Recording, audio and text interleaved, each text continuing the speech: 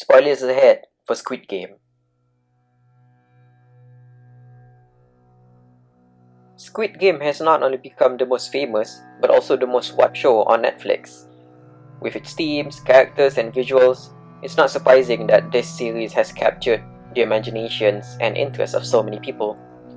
But when I myself was watching it, I started to question some things, especially after hearing this. 너희들이 시체에서 장기를 떼어내서 팔든 장기를 통째로 씹어먹든 난 관심이 없어. 하지만 너희들은 이곳에서 가장 중요한 걸 망쳐놨어. 평등이야. 이 게임 안에선 모두가 평등해. 참가자들 모두가 같은 조건에서 공평하게 경쟁하지. 바깥 세상에서 불평등과 차별에 시달려온 사람들에게 평등하게 싸워서 이길 수 있는 마지막 기회를 주는 거야. 너희들이 그 원칙을 깼어.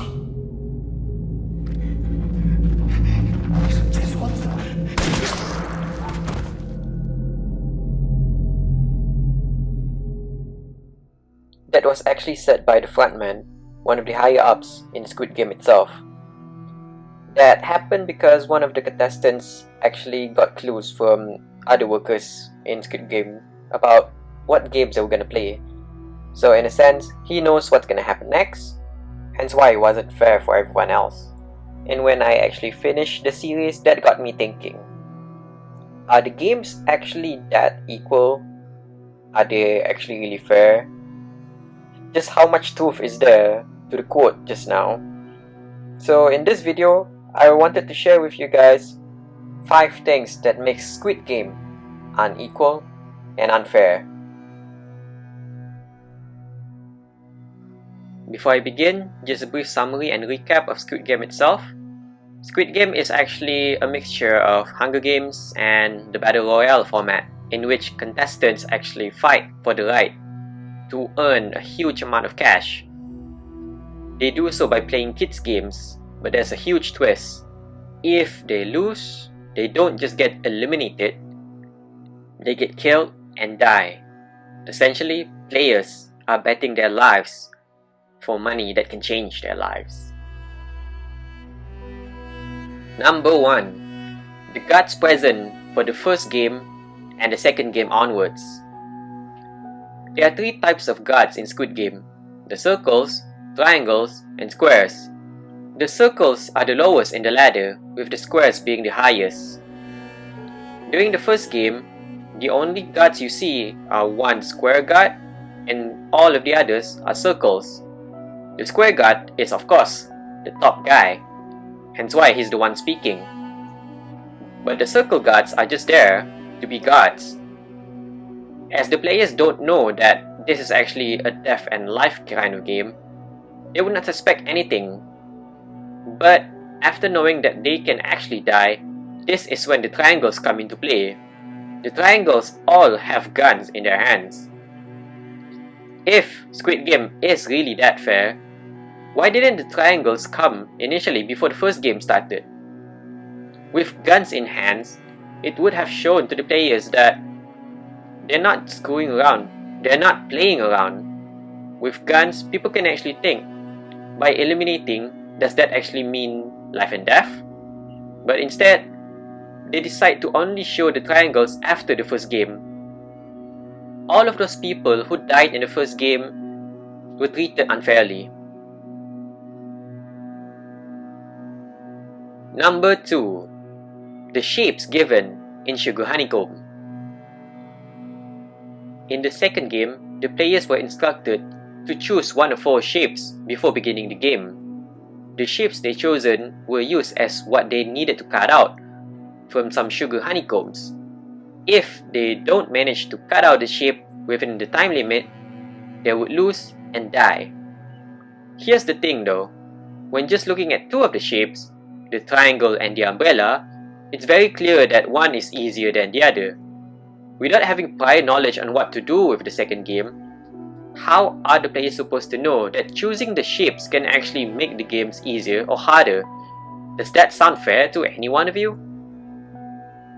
Sure doesn't sound fair to me. How come not everyone has the same shape? Isn't it fair to do it that way? Number 3. Player 1 isn't really a player. At the end of the series, it's revealed that Player 1 wasn't even a player. He was the mastermind for every single thing that happened. He owned Squid Game and he organized it as an annual event. Because of his age and disease, he decided to play in the 2020 Squid Games to have a little bit of fun. But it's never actually made clear that he can actually die. Some even speculated that when he joined as a player, he was an outlier in which he couldn't die. For example, in the first game, when the robot was scanning everyone, his green outline was different than the rest, perhaps suggesting that he has a safety barrier that would ensure that he would not get shot. In the third game, Tug of War, even though Player 1 was chained to the rope itself like the other players, it can be seen that he did not even have locks on, unlike the other players, which can suggest that if he were to lose with his team, he could escape. But that's not the main point of why this is number 3.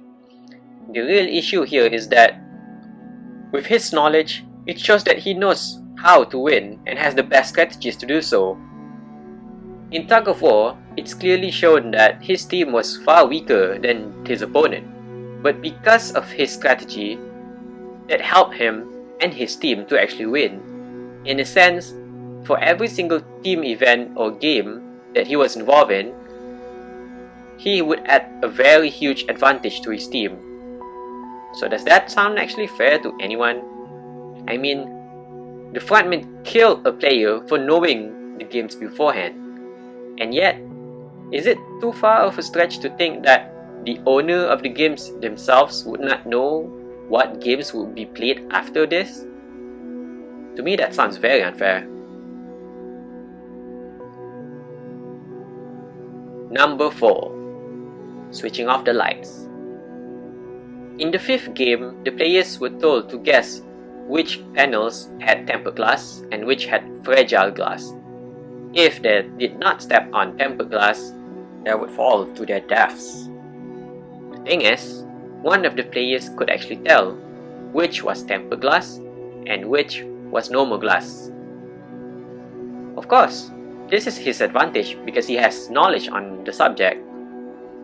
But the Frontman decided that it is not fair for everyone else and decided to switch off the lights so that he can actually use his own knowledge to guess, but instead just rely on a 50-50% chance on getting right. You spent months or even years trying to learn a skill because you know that a game would require it, but during the day of the game itself, you are basically told that, okay, we're gonna change the rules a bit because you know so much. Is that fair? I mean, you put all of the effort and time into gaining more than other people would. Number 5. After winning, you don't actually win. During Game 5, 3 of the players actually got through. But when the timer ran out, all of the glass exploded. This results in one of the glass shatters actually impaling one of the players. Because of that, she wasn't even able to compete in the 6th game. And none of the guards, none of the organizers, no one actually cared if she could make it. In between the games, she died. So even though she did manage to fulfill what was needed for the 5th game, she was not even allowed to play in the 6th game. This was never outlined. It's like saying, okay, you finish and you completed the semi-finals, but since you're sick, it's okay, you can't compete in the finals anymore. But the worst part is, it's not because she did not want to compete, it's not because she got injured by her own demeanor. She got injured because of the glass exploding. Why would they even do that? No one else was on the glass anymore.